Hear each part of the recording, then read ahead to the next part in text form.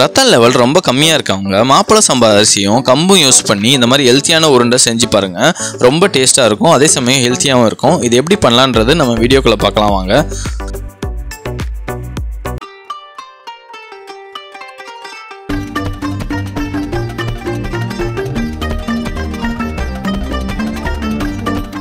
First மாப்பிள சம்பா அரிசி வந்து பார்த்தீங்கன்னா ஒரு 1/2 கிலோ எடுத்துக்கோங்க. நெக்ஸ்ட்டு பார்த்தீங்கன்னா வறுத்த வேர்க்கடலை பார்த்தீங்கன்னா ஒரு 1/4 கிலோ அளவு எடுத்துக்கோங்க. நெக்ஸ்ட்டு பார்த்தீங்கன்னா கம்பு வந்து ஒரு 200 கிராம் அளவு எடுத்துக்கோங்க. அதுக்கப்புறம் கருப்பு எள்ளு பார்த்தீங்கன்னா ஒரு 250 கிராம் அளவு எடுத்துக்கோங்க. ஃபஸ்ட்டு மாப்பிள சம்பா அரிசியை நல்லா வந்து வறுத்துக்கோங்க. இது வறுக்கிறது பார்த்தீங்கன்னா வறுக்கும் போது லாஸ்ட்டாக வந்து பார்த்தீங்கன்னா நல்லா பொரி வர மாதிரி நல்லா சவுண்டு வரும், அந்த அளவுக்கு நல்லா வறுத்துக்கோங்க. இந்த அரிசியை பொறுத்த வரைக்கும் பார்த்தீங்கன்னா நமக்கு நோய் எதிர்ப்பு சக்தியை ரொம்பவே அதிகமாகும். அதே சமயம் ரத்த லெவல் ரொம்ப கம்மியாக இருக்கவங்க இந்த அரிசியை ஏதாவது ஒரு வழியில் எடுத்துக்கிட்டே இருந்தீங்கன்னா உங்களுக்கு அந்த ரத்த லெவல் வந்து இன்க்ரீஸ் ஆகிறது உங்களுக்கு நல்லா தெரியும். இந்த வயிற்று புண்ணு வாய் புண்ணுலாம் இருக்கவங்க பார்த்தீங்கன்னா இந்த அரிசியை நல்லா தண்ணியில் அலசிட்டு அந்த தண்ணியை குடித்தாலே போதும், வயிற்று புண்ணு வாய் புண்ணுலாம் வந்து நல்லா சீக்கிரமாகவே சரியாயிடும். நிறைய ஃபைபர் கண்டென்ட் அதாவது நார்ச்சத்துக்கள் அதிகமாக இருக்கிறதுனால இதில் புற்றுநோய் வராமையும் தடுக்கும். நமக்கு வறுக்கும் போதே உங்களுக்கு தெரியும், அந்த நல்லா பொரி வர அளவுக்கு நல்லா வறுத்துக்கோங்க. இது நல்லா வறுத்ததுக்கு அப்புறம் பார்த்தீங்கன்னா இதை வந்து ஒரு பாத்திரத்தில் எடுத்து வச்சுட்டு நல்லா ஃபேன் காற்றுல நல்லா ஆற வச்சுருங்க. வெயிட் லாஸ் பண்ணணும்னு நினைக்கிறவங்க கூட இந்த அரிசியை வந்து ரெகுலராக நீங்கள் எடுத்துக்கலாம். இந்த அரிசி நல்லா ஆறிட்டு இருக்கும்போது பார்த்தீங்கன்னா நம்ம கம்பை வந்து ஆட் பண்ணிட்டு இதே மாதிரி நல்லா ரோஸ்ட் பண்ணிக்கோங்க. இந்த அரிசியை போலவே கம்புலையும் பார்த்தீங்கன்னா உங்களுக்கு நோய் எதிர்ப்பு சக்தி அதே சமயம் இரும்பு சத்து அதிகமாகவும் இருக்குது. இதில் இந்த இரும்பு சத்து அதிகமாக இருந்தாலே நமக்கு ரத்த லெவல் வந்து இன்க்ரீஸ் பண்ணுறதுக்கு ரொம்பவே ஹெல்ப் பண்ணுது. கம்பையும் நல்லா இந்த மாதிரி நல்லா வறுத்துட்டு பார்த்தீங்கன்னா இதை வந்து ஒரு பாத்திரத்தில் எடுத்து வச்சுக்கோங்க.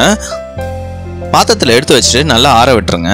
நெக்ஸ்ட்டு பார்த்தீங்கன்னா வேர்க்கடலை வந்து வறுத்த வேர்க்கடலை நம்ம எடுத்துருக்கோம். வறுத்த வேர்க்கடலையை பொறுத்த வரைக்கும் பார்த்தீங்கன்னா ரொம்ப வறுக்க வேணாம், ஏற்கனவே வறுத்துருக்கிறதுனால இதை வந்து கொஞ்சம் லைட்டாக வறுத்துட்டாலே போதும். வறுத்துட்டு இதே மாதிரி நல்லா ஃபேன் காற்றுல ஆற வச்சுருங்க. நெக்ஸ்ட்டு பார்த்தீங்கன்னா எள்ளு வந்து ஆட் பண்ணிக்கோங்க. நான் கருப்பு எள்ளு அதை வந்து நல்லா வறுத்துக்கோங்க. இதே மாதிரி எள்ளை பொறுத்த வரைக்கும் ஏதாவது ஒரு வழியில் எள்ளை வந்து நீங்கள் எடுத்துக்கிட்டே இருக்கணும். முறுக்கு செஞ்சாலும் சரி ஏதாவது ஒரு ஸ்நாக்ஸ் செஞ்சாலும் சரி எள்ளை வந்து கண்டிப்பாக சேர்த்துக்கோங்க.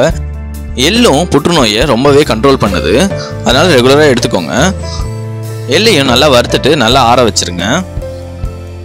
ஒரு 10 நிமிஷம் இது எல்லாமே ஆறிட்டு இருக்கணும். இந்த ஆறிட்டு இருக்க டைமில் பார்த்தீங்கன்னா நம்ம நெக்ஸ்ட்டு பார்த்தீங்கன்னா வெல்லம் வந்து பார்த்தீங்கன்னா நீங்கள் ஒரு 1/2 கிலோ அளவு எடுத்துக்கோங்க. எதுக்கு 1/2 கிலோனா நம்ம அதிகமான பொருள் சேர்த்துருக்கோம், அதனால் 1/2 கிலோ எடுத்துக்கோங்க.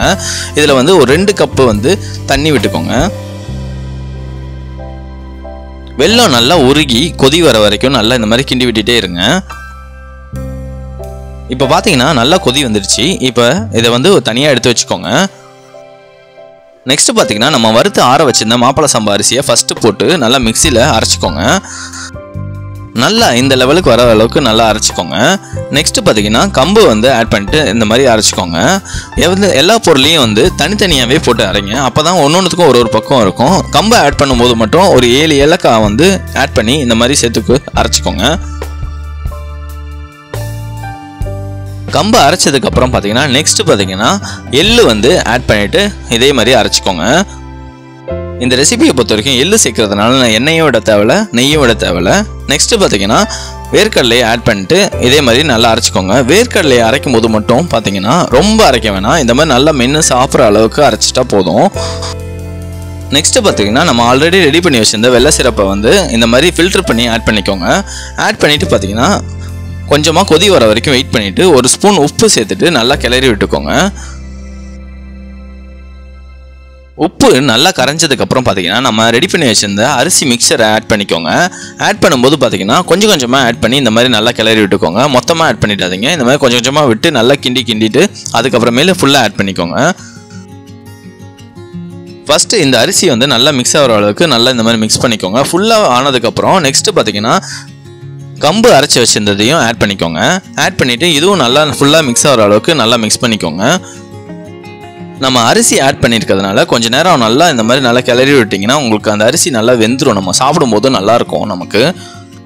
நெக்ஸ்ட்டு பார்த்தீங்கன்னா கருப்பு எள்ளு மிக்சரையும் ஆட் பண்ணிக்கோங்க. ஆட் பண்ணிவிட்டு அதே மாதிரி கிளறி விட்டுக்கோங்க. கருப்பு எள்ளு ஆட் பண்ணுறதுனால ரொம்பவே நமக்கு டேஸ்ட் கொடுக்கும். அது மட்டும் இல்லாமல் நமக்கு டைஜஷனுக்கும் ரொம்பவே ஹெல்ப் பண்ணுது கருப்பு எள்ளு. இப்போ பார்த்தீங்கன்னா எள்ளுலேருந்து பார்த்தீங்கன்னா அந்த எண்ணெய் பிரிஞ்சு வருது பார்த்தீங்களா, அதெல்லாம் வந்து நமக்கு நல்லா தெரியுது. நெக்ஸ்ட்டு பார்த்தீங்கன்னா வேர்க்கடலை மிக்சரை ஃபைனலாக ஆட் பண்ணிக்கோங்க. ஆட் பண்ணிவிட்டு அதே மாதிரி நல்லா கிளறி விட்டுக்கோங்க.